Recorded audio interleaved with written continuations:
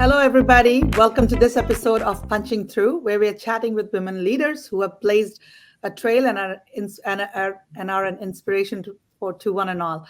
I'm Vanita Pandey, Chief Marketing Officer of CAF, and I'm here with Kathryn Petralia, absolute fintech royalty and the OG of everything startup and fintech and finance. Kathryn, welcome. Hi, thank you so much for having me. I just want to point out OG stands for like original, right? It might as well stand for old. No, it doesn't. It doesn't stand for that. It stands for obviously great original Oh, gangster. obviously great. I'll take that then. That's fine. Anyways, so welcome, Kathryn. Really excited to be here. You've been a mentor, you've been a coach to me as well. So I'm especially proud to talk to you. Um, let's start with a little bit about your career. Just walk us through what have been some of the highlights, pivotal moments of your career that have shaped your journey as well as your leadership style. I mean, you couldn't have. I couldn't have created this career path for sure because my original plan was to be an English professor. I was in graduate school studying literature when I sort of got onto this tech path, and that was in 1994, so a really long time ago. And I started a few companies that were just a little bit before their time. Like I started a company 10 years before Sky Mall was started. That was like Sky Mall, and like 10 years before Credit Karma, that was like Credit Karma. So I feel like, I'm always worried that the thing is too soon, like not ready for consumption. But we got really lucky with Cabbage. Because it turns out the small businesses always need access to capital, no matter what other tech companies exist to serve them. So we were really fortunate. And I think something that I learned through Cabbage, was really from a leadership perspective was that you always have to remember that people don't always hear what you're saying. Like it's tempting because you're driving that bus every day and you know what the path is and you know what the obstacles are on that path. But all the people on your bus, they don't have the same view you have. And I think it's easy to presume that they do. So you have to repeat things that you say, very often to make sure that people understand and hear them. And it sounds to you like either, you're not being respectful because you've already said it a bunch of times, or that you're treating them like children because you've already said it a bunch of times. But the fact is, people are distractible. Even I am. I mean, everybody is.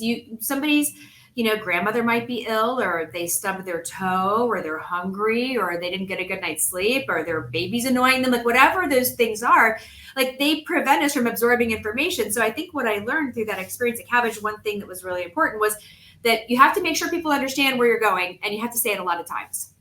So tell them something, then tell them again, and for good measure, say it one more time because, and I think you're right. Like a lot of times we treat everybody else different from how we treat ourselves. So I might be distractible, I might forget things, but then I don't expect other people to do that. So I think that's a really great advice.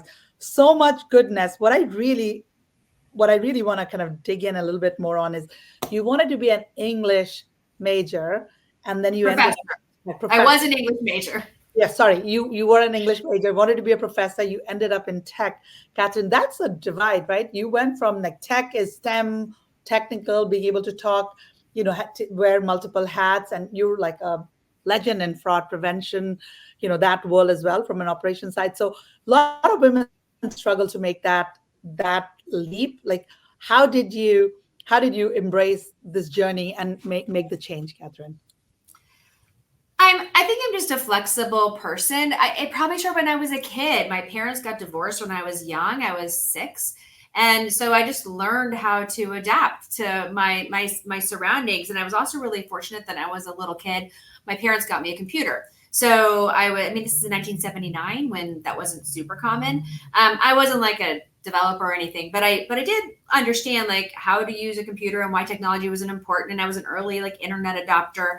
And I think all of that made me really comfortable with using technology to solve real world problems. And so I think that's important. I think especially for women, we have this idea that we have to be experts in everything. We have to know everything from, top to bottom, front to back. And if we don't, then we don't have permission to speak and we don't have permission to have ideas. And I think, that's not the way the world works for the other half of the population. And it doesn't have to work like that for us. That is such a good point, right? Play with the full deck, use the integrative experience that you've had throughout the journey, and trust the process. That's really, really awesome. The other thing I want to talk about is, like you've been a leader, you've kind of, scaled companies, sold them, you're back in the startup world. Talk a little bit about what initiative or change you'd like to see in the business world to further support equality, women's empowerment. What are some of the things that women can do, the men can do, everybody can do?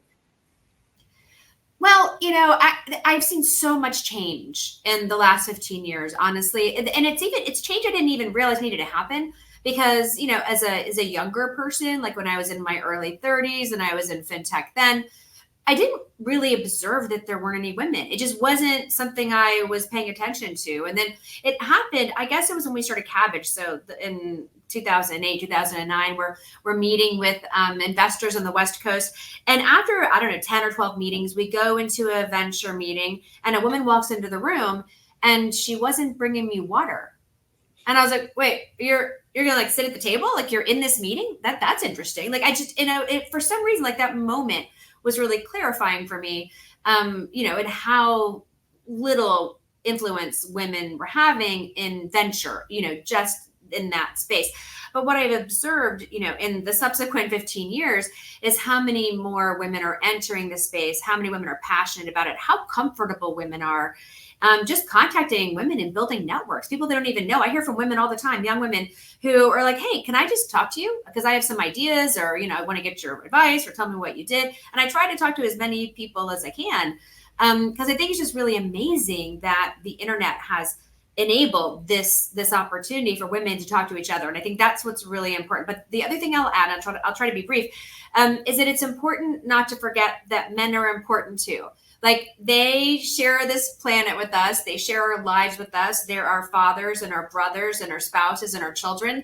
And so it's important to remember that they also have a voice and that we need, we need to bring them along with us on this journey. It shouldn't be confrontational. It should be 100%. Something that we do together where we support each other.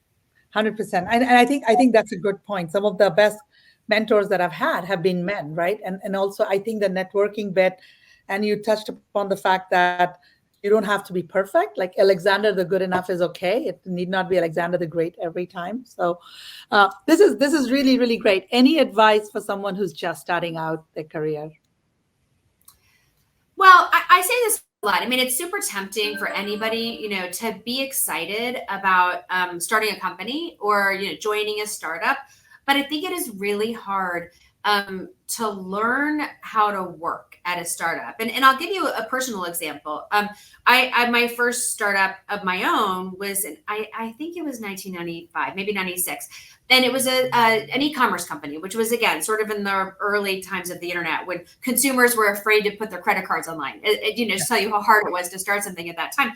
And I didn't know. I had a small investor, a family friend who invested $50,000, and we were doing cool stuff and building cool stuff. I didn't know you could go raise venture capital. I had no idea that ecosystem even existed. Not that they would have invested in a woman anyway. Like who knows how that would have gone? Maybe they would have. I don't know.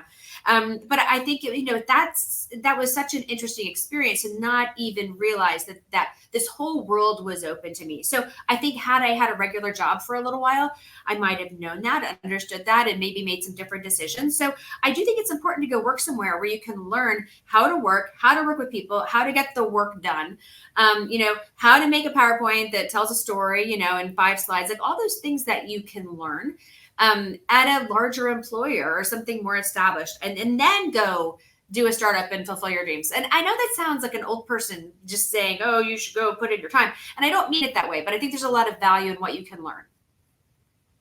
That's a great point. And my husband and I were obsessed with pickleball. It's like you don't want to hit winners. You want to try to make the play and wait for the right opportunity to come in. And this is really good advice, learning how to work before you do the big stuff and just being a good team player. Kathryn, thank you so much. As always, I love our conversations. Always walk away with so much learning and really appreciate it. Thanks for having me. Thanks everyone for listening in. We'll see you at the next episode of Punching Through. Thanks.